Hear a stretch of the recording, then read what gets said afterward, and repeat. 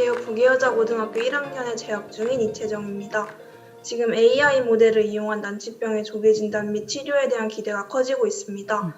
현재 연구 동향에 비추어 보았을 때 언제쯤이면 AI 유전자 가위와 AI 신약 모델을 이용한 난치병의 치료가 가능할지 궁금합니다. 네, 이채정 학생 굉장히 좋은 질문했고요. 의학계 쪽으로 많은 관심을 가지고 있는 것 같습니다. 그래서 제가 아까 전기가 이제 우리 일상생활에 많은 영향을 미치듯이 인공지능도 같은 역할을 할 것이다라고 이야기를 했는데요. 생명과학 분야도 예외는 아닙니다. 그래서 실제로 이제 많은 AI 기술이 이제 접목되기 시작을 했습니다. 그래서 뭐 구글과 같은 그런 IT 회사에서도 이제 많은 의사들을 채용해서 연구를 진행하고 있고요. 자, 근데 한 가지는 이제 그 우리 사람이라는 시스템이 굉장히 복잡합니다. 그리고 이제 어려운 점이 우리 함부로 사람의 생명을 해칠 수 없기 때문에 이제 다른 동물이나 아니면 식물을 대상으로 하는 그런 식으로 실험을 진행하기가 굉장히 어렵습니다. 다른 말로 하면 이제 발전의 양상이 굉장히 더디고 그리고 안 그래도 복잡한 시스템인데 실험도 제대로 할 수 없기 때문에 그 굉장히 오랜 시간이 소요될 걸로 예상을 하고요. 물론 이제 AI나 여러 가지 바이오 테크놀로지의 발전에 힘입어서 기존의 발전 속도보다는 가속화되고 있는 그런 양상이면 틀림이 없습니다. 하지만 이제 아주 빠른 시일 내에 모든 난치병을 다 치료하는 그런 기술이 나오리라고 생각하는 것은 굉장히 어려운 일입니다.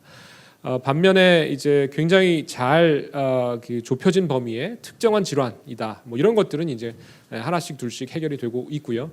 그럼에도 불구하고 이제 어떤 완전히 그라운드 브레이킹하는 그런 이벤트가 아주 빠른 시일 내에 AI 기반으로 생명과학 쪽에서 나올 수 있다는 뭐 좀 지켜봐야 되는 그런 일 같고요.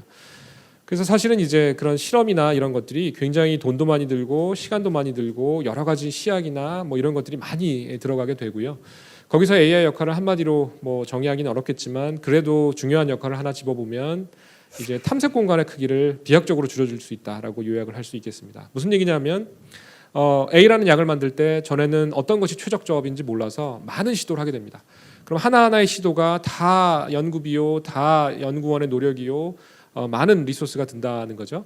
근데 이제 인공지능이라는 것이 아주 넓은 탐색 공간, 예를 들면 바둑은 10에 170승만큼의 탐색 공간의 크기를 갖는데 그런 걸 효과적으로 뒤지잖아요. 그래서 그런데 착안을 해서 어떤 그 실험의 조합이나 탐색의 범위 이런 것들을 줄여주는데 큰 기여를 하고 있고 그런 면으로 생각하면 아까 최정 학생이 예로 든 유전자 가위 그리고 신약 개발 입장에 있어서 AI와 빅데이터가 접목이 안 될 이유가 전혀 없는 거죠. 그래서 기존보다는 우리가 훨씬 나은 그런 무기, 툴, 도구를 갖게 된 것이고요. 하지만 완전 순식간에 뭐 3, 4년 내에 모든 난치병이 정복된다. 그거는 조금 조심스러운 예측이 아닐까 그렇게 생각을 합니다. AI 기술이 계속해서 보급되고 기술적 수준이 상향 평준화되었다고 들었는데요. 신생기업이 AI 기술로 구글 같은 AI 강자 기업을 추월하는 것은 불가능한 일일까요? 그 기업과 국가 단위의 시각에서 그 기술의 빈부격차가 어느 정도인지 궁금합니다. 네, 역시 굉장히 좋은 질문을 해주셨고요. 아까 뭐 이 사전에 제가 귀띔 받은 바처럼 여러분 질문의 수준이 상당합니다. 대학교 언니, 오빠, 누나, 형들보다 훨씬 높은 것 같아요. 네. 자, 그래서 구글도 한때는 작은 기업이었어요. 제가 대학원생일 때 이제 제가 데이터베이스 수업을 들었는데 그 수업에 이제 뭐 그 가르치는 교수님의 제자들이 사실 구글을 차렸고 옆에서 가까이 볼 수 있었어요. 구글이라는 회사가 커가는 것을. 그래서 구글도 한때는 작은 회사였다라는 걸 생각해 보면 구글을 따라잡는 새로운 회사가 나오지 말라는 법이 절대로 없을 거고요. 또 여러분이 그 주인공이 될 수도 있는 거죠. 그래서 구글이 무서운 점은 이제 이런 것 같아요. 우리가 Gmail을 많이 쓸 텐데 이제 Gmail을 쓰면서 우리의 어떤 그 자연어에 대한 그런 어떤 그 사람이 쓰는 패턴 같은 거를 구글에 그냥 무료로 우리가 제공을 하죠. 그리고 구글 포토 같은 거 혹시 이제 쓸 날이 올 텐데요. 나중에 이제 뭐 부모가 되면 압니다. 아기 사진 찍어가지고 이제 고이 간직하는데 구글 포토에 올리면 이제 구글이 자동으로 관리해주고. 구글 포토도 굉장히 짧은 시간 안에 수십억 장의 사진을 모았어요. 데이터를 이제 쪽쪽 빨아들이고 있고. 그다음에 최근에 구글 스타디아라는 서비스가 나왔는데 걔는 이제 전에 불가능으로 여겼던 그런 게임을 클라우드 기반으로 하는 그런 놀라운 서비스예요. 그건 뭐냐면 게임 플레이어들이 어떻게 동작을 하는지를 구글 서버에 우리가 계속 그 소위 말하는 공급하게 되는 그런 양상이 되는 거죠. 그래서 사람들이 편하게 쓸 수 있고 무료로 활용할 수 있는 그런 서비스들을 끊임없이 공급하고 만들어냄으로써 이제 얻기 어려운 그런 사람의 어떤 데이터나 이런 것들을 구글이 흡수하고 있습니다. 그런 면으로 보면 구글은 굉장히 무서운 회사고요. 우리가 상상을 초월하는 만큼의 그런 데이터를 가지고 있습니다. 최근에 언론에도 보도된 바와 같이 우리가 어떤 사람인지 구글이 우리보다 더 잘 아는 경우도 있어요. 그래서 지금도 구글 어카운트에 들어가 보면 거기에 이 사람은 연령대가 어떤 걸로 추정이 되고 이 사람이 다니는 회사의 규모는 어떻고 이 사람의 관심사는 무엇이며 뭐 지난 1년간 간 곳 뭐 이런 것들을 다 알고 있죠. 그래서 이제 구글이 무서운 점은 그런 데이터를 아주 많이 짧은 시간에 확보할 수 있는 그런 능력이 있다라는 것이고, 아까 유전자감이나 생명과학 얘기가 나왔는데 마찬가지로 이제 그쪽에서도 데이터가 중요하기 때문에 그런 노력이 아주 눈부시고요. 근데 이제 제가 드리고 싶은 말씀은 구글도 그렇게 오래되지 않은 회사이고 구글도 한때는 작은 회사였듯이 여러분이 좋은 아이디어가 있고 좋은 어떤 그 배움이 있고 여러 가지 좋은 사업 기회가 있다라고 하면 그걸 바탕으로 이제 구글과도 같은 그런 멋진 회사를 만들어내지 못하리란 법도 없겠죠. 그래서 이제 구글이 모든 걸 다 하진 않습니다. 그래서 구글을 이제 어떤 그런 그 B2C 소위 말하는 이제 일반인을 대상으로 하는 어떤 그런 비즈니스 측면에서 이야기하자면 구글을 아주 짧은 시간에 따라잡기는 쉽지 않을 거예요. 하지만 구글과 공생할 수도 있을 거고요. 그 다음에 구글이 이제 취약점을 보이는 그런 분야에 우리가 더 강점을 보일 수도 있겠죠. 예를 들면 이제 우리나라 대한민국의 경우에는 제조업이 굉장히 강합니다. 그리고 ICT 인프라가 굉장히 강력해요. 그래서 한국이 이제 세계에서 제일 잘하는 그 분야 중에 하나가 뭐 예를 들면 메모리 반도체 그리고 뭐 파운더리 같은 이제 비메모리 반도체 이런 쪽으로도 우리가 영역을 확장하고 있는데 그런 쪽에서 인공지능을 접목하고 빅데이터를 접목하면 사실은 엄청나게 큰 부가가치가 나옵니다. 그래서 구글을 능가하는 그런 일을 이미 하고 있고 그래서 약간 다른 각도로 접근할 필요가 있습니다. 그래서 구글하고 똑같은 회사 같은 분야에서 같은 경쟁을 하는 회사를 만들겠다. 뭐 상대적으로 어려울 수 있지만 이제 구글과 공존하거나 아니면 구글이 이제 잘하지 못하는 그런 영역을 접근해서 구글을 뛰어넘는 그런 회사를 만들 가능성은 충분히 있다라고 보고요. 앞으로 기대해 보겠습니다. 그런 회사 만들어 주세요. 우리나라를 위해서. 4차 산업혁명 시대의 차세대 기술과 접목하여 주목할 만한 직업 또는 생겨날 직업이 궁금합니다. 또 앞으로 4차 산업혁명 시대에서 살며 자신을 독립시하기 위해 지녀야 할 가장 중요한 역량이 무엇인지도 궁금합니다.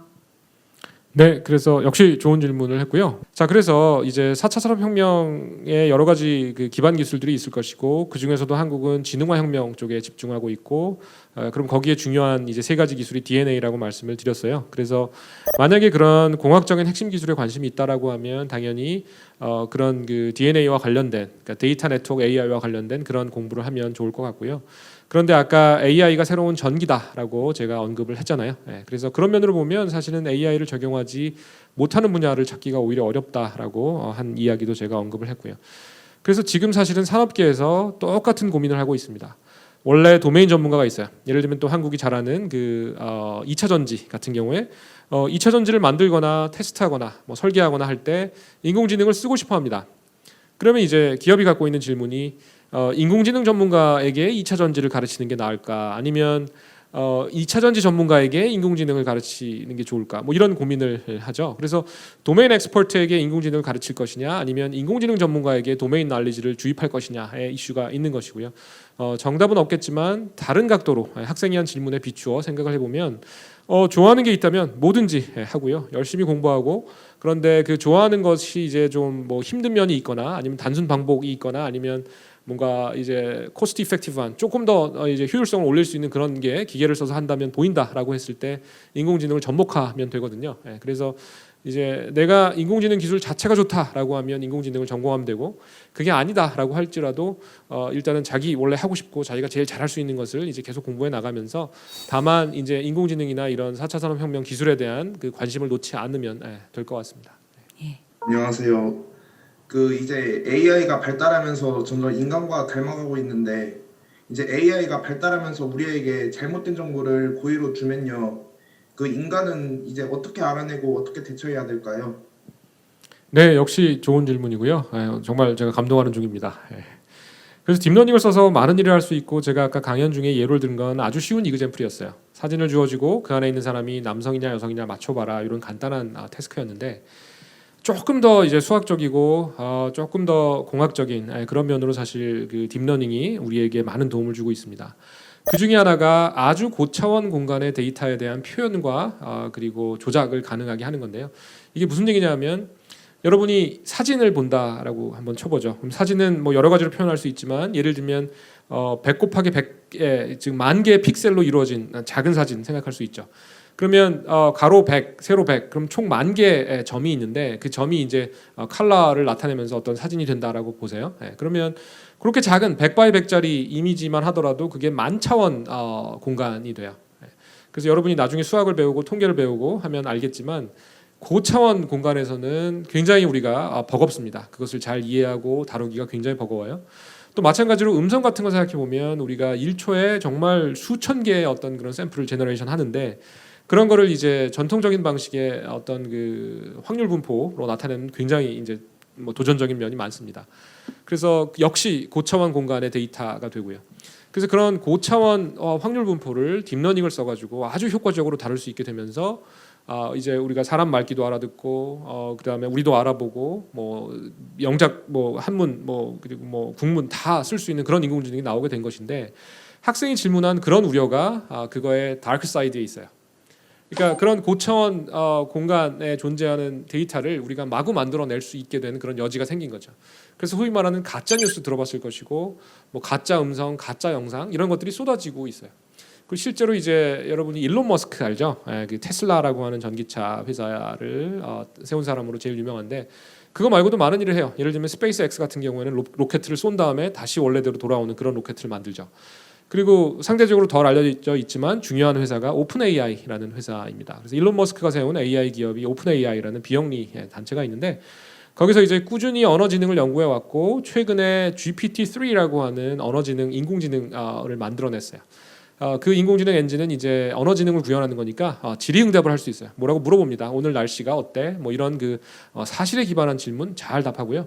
그걸 넘어서서 거짓말도 합니다. 그리고 신은 있냐라는 형이상학적인 그런 질문에 대한 답도 그럴싸하게 해요. 그리고 당연히 가짜 뉴스 만들어낼 수 있고 그 GPT-3를 이용해서 만들어낸 기사나 글 같은 게 사람이 쓴 거하고 구별하기 어려운 그런 지경입니다. 자, 그래서 학생이 염려한 바와 같이 그런 식으로 가짜 뉴스, 가짜 정보, 가짜 미디어 이런 것들이 이제 생겨나고 있고 여러분이 보고 있는 제가 진짜가 아닐 수도 있어요. 저 사실 지금 집에서 저희 딸들하고 점심 먹고 있는데 제 영상이 가짜일 수도 있습니다. 그래서 그만큼 우려가 되는 것이고 그런데 이제 아직까지는 진짜 데이터하고 가짜 데이터를 가리기가 상대적으로 수월한 편이에요. 바꿔 얘기하면 아직은 완벽하지 않다는 거죠. 그래서 예를 들면 가짜 영상을 이제 뭐 그 가짜 사진 같은 것을 여러분이 이제 대학교 가서 이쪽을 전공하면 배우겠지만 타임 도메인에서 주파수 도메인으로 보냅니다. 그럼 주파수 도메인에서 보면 사실 쉽게 구별이 돼요. 그래서 이제 그런 식으로 구별을 하고 있지만 언제나 창과 방패의 싸움이죠. 그렇게 쉽게 구별이 되니까 구별이 안 되는 그런 가짜 이미지를 만들어내고 있고요. 그럼 또 그걸 감별해 내야 되니까 또 역시 마찬가지로 정교한 구별 기법을 만들어내고 있고 그렇게 발전을 해나가고 있습니다. 정리해서 이야기하면 딥러닝의 아주 탁월한 능력 중에 하나가 우리가 일상생활에서 인간으로서 교감하고 커뮤니케이션하는 그런 고차원 데이터를 만들어낼 수 있는 탁월한 능력이 있고 그걸 좋은 쪽에 많이 쓰고 있지만 나쁜 쪽에 활용한 가능성도 배제할 수 없는 것이고 하지만 거기에 대한 대비도 이루어지고 있다라고 생각을 하면 좋을 것 같습니다. 특징을 잡을 수 없고 복잡한 현대 미술 작품을 인공지능이 직접 창작할 수 있을까요? 네, 그래서 이제 실제로 뭐 여러분이 봤을 수도 있는데 스타일 트랜스퍼라는 기술이 있습니다. 그래서 예를 들면 고흐의 어떤 사진 같은 것을 많이 보여주고 그리고 새로운 사진을 주면 고흐 스타일로 바꾸고 뭐 이런 것들 그리고 또 뭐 이미지 트랜슬레이션이라고 해서 뭐 유명한 게 요세미티라고 하는 뭐 미국의 국립공원 사진을 여름 사진을 찍어놓고 그걸 겨울로 바꾸고 이런 것들이 가능하고요. 그리고 이제 뭐 광고나 이런 면에서 게임이나 이런 면에서 이제 어떤 그 배경음악 같은 것을 이제 작곡가에게 그 저작권료를 지불하고 이제 써야 되는데 그게 아니고 게임에서 캐릭터가 굉장히 활발하게 움직이면 신나는 음악을 틀어주고 굉장히 차분할 때는 조용한 음악을 틀어주고 이렇게 자동으로 작곡하는 이런 것들 이미 활용이 되고 있고 그리고 뭐 올해 이제 CES라고 하는 데서 우리나라 모 국제적인 기업이 발표한 뭐 서비스를 보면 정말 선생님 같은 진짜 같은 그런 아바타 같은 그런 교사 이런 것도 볼 수 있고 그래서 이제 그 창작의 영역에도 AI가 많은 이슈를 던지고 있습니다. 새롭게 만들어낸 예술 작품, 미술 작품 이런 것들이 소유가 누구냐, 그것을 만들어낸 엔지니어의 소유냐, 아니면 그 엔지니어가 속한 기업의 소유냐, 아니면 누구의 소유도 아니냐. 그래서 크리에이티비티하고 AI도 많은 교감 접점을 가지고 있고요. 관련된 연구가 공학적으로 보다는 이제 법이나 뭐 법제 쪽 이런 쪽에서 활발히 논의가 되고 있는 그런 양상입니다. 그래서 인공지능이 창작을 할 수 있고 그것을 진정한 창작으로 봐야 되느냐 이런 이슈, 그리고 소유권은 누구에게 있으며 어떤 식으로 관리가 되어야 되는지 이런 게 굉장히 요즘 중요한 이슈라고 볼 수 있습니다. 역시 굉장히 좋은 질문이었어요. 예, 이제 유튜브 질문으로 넘어가겠습니다. 조금 무시무시한 질문인데요. 인공지능이 인간을 지배하고 나아가 먼 미래에는 인간이 아예 필요 없는 인공지능끼리의 세상을 만들 것이라는 이야기가 나오고 있습니다.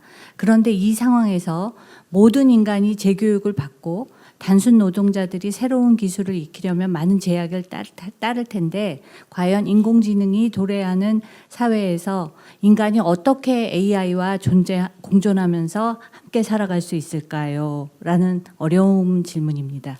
네, 역시 굉장히 좋은 질문이고요. 근데 가장 많이 받는 질문이기도 합니다. 그래서 좀 말씀을 드리면 일단 현재 존재하는 인공지능을 이제 여러 식으로 분류할 수 있지만 나누는 방법 중에 하나는 강 인공지능과 약 인공지능 이렇게 나눌 수 있고요. 그래서 강 인공지능은 마치 하나를 가르쳐 주면 뭐 둘을 알고 열을 아는 여러분처럼 그렇게 사람처럼 정말 생각하고 행동할 수 있는 그런 그 제너럴한 인텔리전스이고요. 근데 아직 사람이 거기까지 만들지 못했어요. 지금 뭐 딥러닝이나 아니면 뭐 말귀를 알아듣거나 사람 알아보는 그런 기술들은 약 인공지능에 속하고요. 구체적인 태스크에 잘 동작하도록 그렇게 설계가 되어 있습니다. 그래서 학생이 우려하듯이 사람을 위협하는 그런 인공지능이 뭐 결국은 나올 수 있겠죠. 하지만 아직 갈 길이 멀고요. 아마도 여러분 생전에 나올 수 없을 가능성도 꽤 있습니다. 그래서 이제 그런 그 두려움은 갖지 않아도 좋을 것 같고요. 제가 이야기하는 인공지능은 그냥 우리의 도구로서, 우리의 툴로서, 우리가 계산기 이용해서 실수 안 하고 계산할 수 있듯이 우리가 하기 싫어하고 뭐 지저분하고 이제 힘들고 그런 일들을 우리를 대신해서 할 수 있는 그런 도구요 툴로 생각하면 가장 맞을 것 같습니다. 그런 면으로 보면 인공지능과 우리의 공존은 우리가 컴퓨터나 자동차를 가지고 우리가 우리 삶을 더 편하게 하고 풍족하게 하면서 살죠. 마찬가지 똑같은 그런 툴로 보면 되고요. 물론 이제 영화나 이런 작품에서는 이제 아무래도 그런 먼 미래의 일을 다룰 수밖에 없지만 그런 일이 오기까지에는 많은 공학적인 혁신이 필요한 것이 사실입니다. 말씀해 주신 대로 구글의 기술적인 역량과 그로 인한 부가가치는 타의 추종을 불허하는 것 같습니다. 교수님께서는 만약 그렇다면 이러한 구글의 AI 기술을 활용하는 고급 사용자로서 새로이 개발해낼 수 있는 유망한 분야가 어느 분야라고 생각하시나요? 좋은 질문입니다. 구글이 이제 여러 가지를 하고 있는데 그럼 구글의 사용자로서 그걸 이용해서 부가가치를 창출하자 뭐 이런 이야기 같은데요. 아무래도 뭐 이제 그 구글을 그대로 대체하는 이런 스타일보다는 구글을 아까도 이야기했지만 툴로서 활용하는 그런 게 필요할 거고요. 근데 실제로 나중에 이제 사회에 나가서 사업이나 기업이나 이런 걸 해보면 그런 구글이 어떤 제공하는 리소스나 서비스를 상업적으로 이용하려면 거기에 맞는 대가를 치러야 됩니다. 구글에게 사용료를 지급하고 뭐 제휴를 하든지 해야 되기 때문에 이제 구글에 있는 서비스를 이용해서 뭔가를 한다라기보다는 이제 그리고 저는 이제 학자이니까 어떻게 보면 뭐 구글에서도 사용되고 뭐 다른 사람들도 사용될 수 있는 그런 새로운 혁신적인 그런 인공지능 기술을 개발하는 데 관심이 더 많다 이렇게 봐주시면 좋을 것 같습니다.